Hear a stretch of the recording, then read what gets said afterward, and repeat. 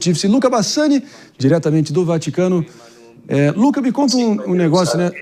Um pouco ainda mais sobre a ritualística, as etapas e também o clima aí no seu entorno. Traz pra gente, por favor.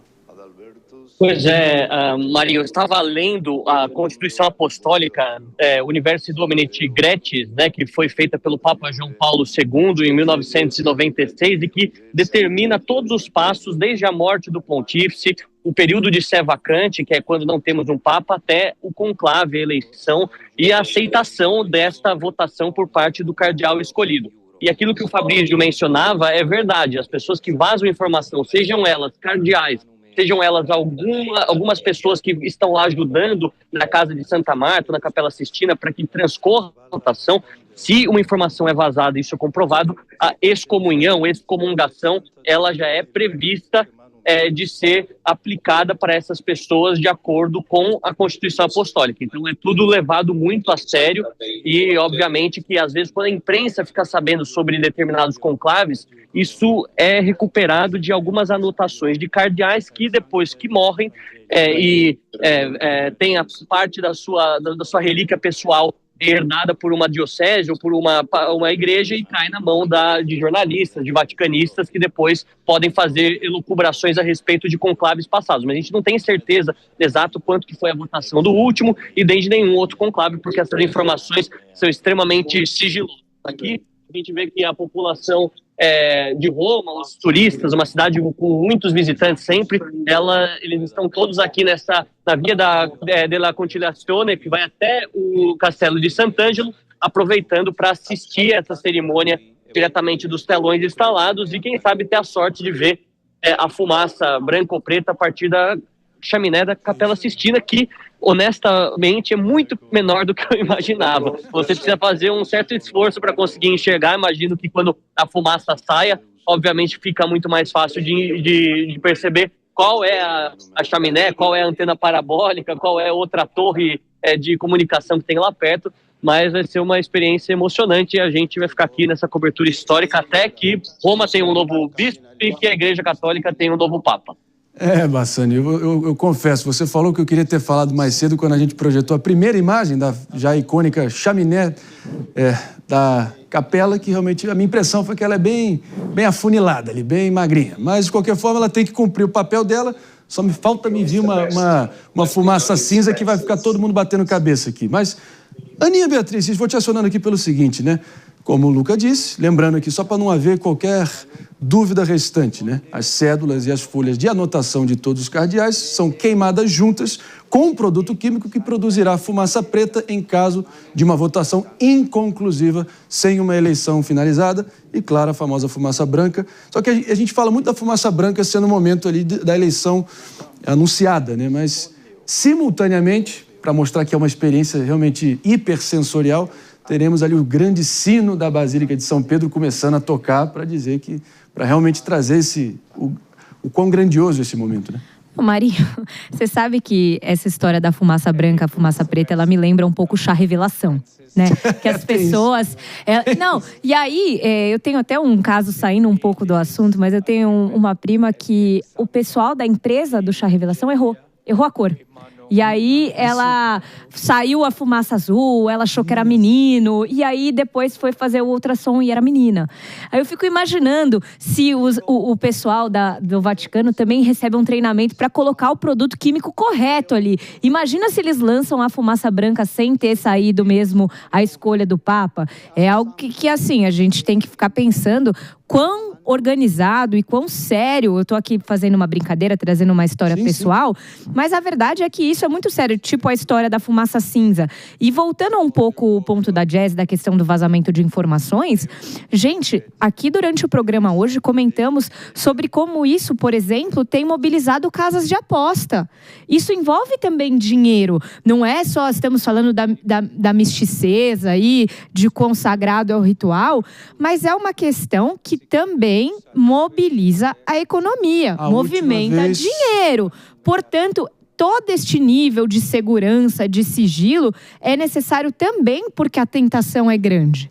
A última vez que houve essa confusão danada foi na manhã do dia 18 de abril de 2005, na eleição do Bento XVI, que saiu uma fumaça cinza, meio branca. O sino não veio, porque o sino é a confirmação total. Para quem pode ser um pouco daltônico, pode estar ali com um grau de, enfim, um pouquinho um glaucoma, um pouquinho ou não enxerga, difícil. Né? O Fabrese, por exemplo, aí com os 4 olhos.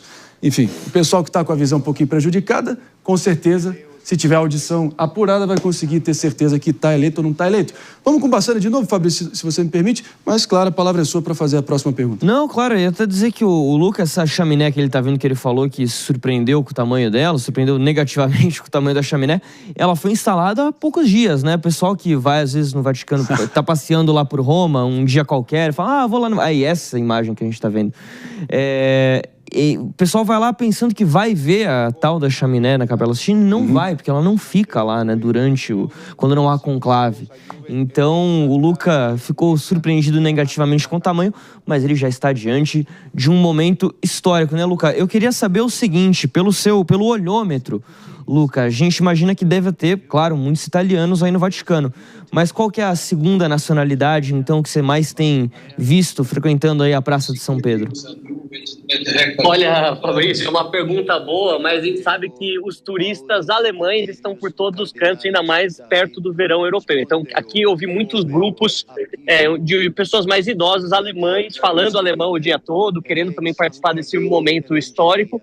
Mas, como eu falei anteriormente, por ser o ano do jubileu, muitas dessas viagens de peregrinos já estavam marcadas. Muitos grupos de pessoas de diversas idades. Inclusive, você vê aquilo que a Jess estava falando, de um certo reavivamento da Igreja Católica, gerações mais jovens também buscando o contato com a Igreja, com essa vida dos missionários, com a vida nas missas, participando das canonizações. Então, a gente vê muitos grupos de diversos países, obviamente que os italianos, franceses, espanhóis, aqueles de países católicos europeus que são mais próximos de Roma, são os mais numerosos. Mas eu chamo atenção para esses países asiáticos que você mencionou e que eu também tenho observado durante os últimos 3 dias. Muitos filipinos, muitos da Indonésia e também tantos outros que são provenientes do continente africano, mas aí é mais geral, não é só de uma nacionalidade. Vemos alguns congoleses conversando aqui na rua, também tantos outros da África do Sul e até mesmo da região da África Ocidental, né? A região de Nigéria, Gana, onde também temos cardeais importantes e considerados nas listas dos papabili. Vamos ver se, à medida que o conclave se desenrola, porque sabemos que a chance de termos um papa hoje ela é muito pequena, se mais pessoas virão para Roma, virão aqui para a Praça de São Pedro, especificamente para essa ocasião. Lembrando que quando a fumaça branca sai, são mais ou menos 40 minutos a 1 hora até o anúncio do Habemus Papam, né, que acontece na Loggia delle Benedizioni, na varanda das bênçãos, assim podemos dizer. Então, muitas daquelas pessoas que vivem em Roma e que estão esperando só o anúncio, utilizam esses 40 minutos, essa 1 hora, para fazer o deslocamento até a Praça de São Pedro e acompanhar ao vivo o anúncio pelo proto-diácono, que vai ser o cardeal Mamberti, da França, né, que talvez possa ser eleito. Se a gente não vê a cara dele na varanda, provavelmente ele seja o novo Papa. Então fica aí essa dica aí também para quem quiser já saber um pouco antes do anúncio oficial. É que quando vai para a votação, a realidade ali dentro da votação é que só os eleitores ficam. Os cardeais não eleitores, eles saem. E a partir do momento em que as portas são fechadas, se tem a votação. Quando há um resultado, este Papa, ele não tem um tempo, assim, para se dizer, de preparo. Não há uma lógica de pausa. Ele segue para a Sala das Lágrimas, que é a sala de saída. É uma sala que ela é na saída da Capela Sistina, uma sala minúscula. E dentro dela, pela primeira vez, ele veste as vestes papais, as vestes brancas. E ele segue para ser apresentado nesse momento marcante, que é do Habemus Papa. Então, assim, é toda uma cadeia muito específica desenhada. Mencionamos aqui que foi João Paulo II. João Paulo II estabeleceu um processo muito claro dentro disso para determinadas situações que antes tinham determinados pontos que não eram seguidos exatamente da mesma forma de uma eleição para outra. Então, assim, de uma condição ritualística muito forte. Cada detalhe vai ser seguido, vai ser acompanhado por bilhões de pessoas nas data de hoje. do Habemus Papam vem a Urbi et Orbi, que é a primeira oração, né, do novo Papa, marcando o início do seu pontificado. Para Roma e para o mundo, né? E ele já decide na hora, a partir do momento que há a decisão do eleito, qual será o nome. Então é tudo muito intenso, muito rápido. Não, exato. Não, você imagina se tem o azarão que nem vai chegar lá, que nem foi o Papa Francisco, nem imagina que pode sair ele, o eleito, e de repente já tem que ter uma reza pronta, já tem que ter um nome artístico pronto. Exato. Meu Deus. Ia ser o Francisco II, mas é muito pouco provável, né? Bom, o João Paulo II veio logo após o João Paulo I. Foi quase em eram outras homenagem. circunstâncias, Claro. Homenagem, quase. Agora, é isso, como muito bem colocou os meus pares aqui, o cardeal decano, após a eleição, tá, pessoal? O cardeal decano pergunta ao eleito, aceita a sua eleição como sumo pontífice? E se ele disser aceito, pergunta-se, com que nome deseja ser chamado? E assim ele anuncia o nome que ele optou. Ele então se retira para vestir os paramentos papais, a indumentária, a vestimenta numa sala anexa, conhecida como Sala das Lágrimas. E aí sim, como o Fabrício disse, o cardeal protodiácono aparece na sacada da Basílica e anuncia ao mundo o que todo mundo quer ouvir: Habemus Papa. Claro que ainda falta, a gente imagina que falta um tempo considerável até lá. Quero saber do Bassani, Luca Bassani, de volta aqui com a gente no papo. Conta pra gente aí alguma imagem curiosa, algum fiel um pouco mais estridente, um pouco mais peculiar, diferentão, que você cruzou por aí?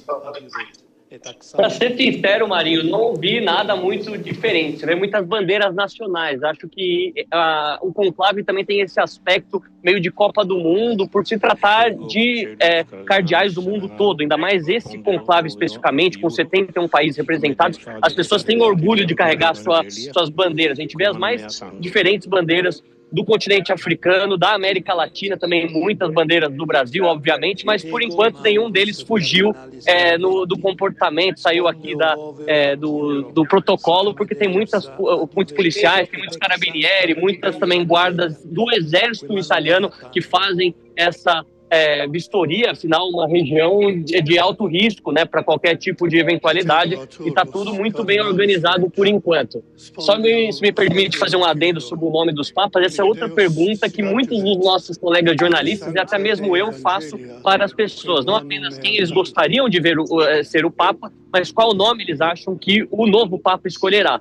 Muitos dizem que pode ser um João 24, já que João é o nome mais utilizado pelos papas ao longo da história. O último sendo João 23, que morreu em 1963, iniciou o Concílio do Vaticano II. Então, se o papa for alguém reformista, poderia adotar esse nome. Outros dizem que o nome Paulo VII é um nome forte, é um número forte. Então pode também ser essa possibilidade, além de João Paulo III, mas aí é uma responsabilidade daquelas, né? Afinal, João Paulo II foi um papa grandioso, conhecido no mundo todo, papa por 26 anos, então é difícil preencher os sapatos tão grandes de João Paulo II. E pode vir um nome que ninguém espera, né? Nunca tivemos um papa com o nome Lucas, ou Luca, né? Ou Mateus. Então pode vir uma surpresa, assim como foi o Papa Francisco. Francisco II acham que pode ser escolhido apenas se for algum muito próximo a ele, como é o caso do cardeal Matteo Zuppi, da Itália, ou até mesmo o cardeal Tagle das Filipinas.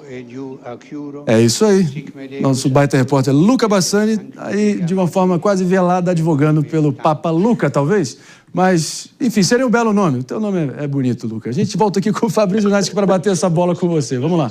A gente está acompanhando ainda o juramento, o longo juramento, né? Porque todos os 133 cardeais que vão votar participam desse juramento, que é feito em latim. Eles leem o que está escrito ali no Evangelho e depois declaram o nome deles também. Tudo isso em latim. E é interessante essa coisa do nome em latim, porque o Papa, quando ele é eleito, ele escolhe o nome justamente nessa língua. E aí ela passa a ser traduzida para as outras línguas, né? Então, Franciscus virou Francis em inglês, e aqui pra gente Francisco.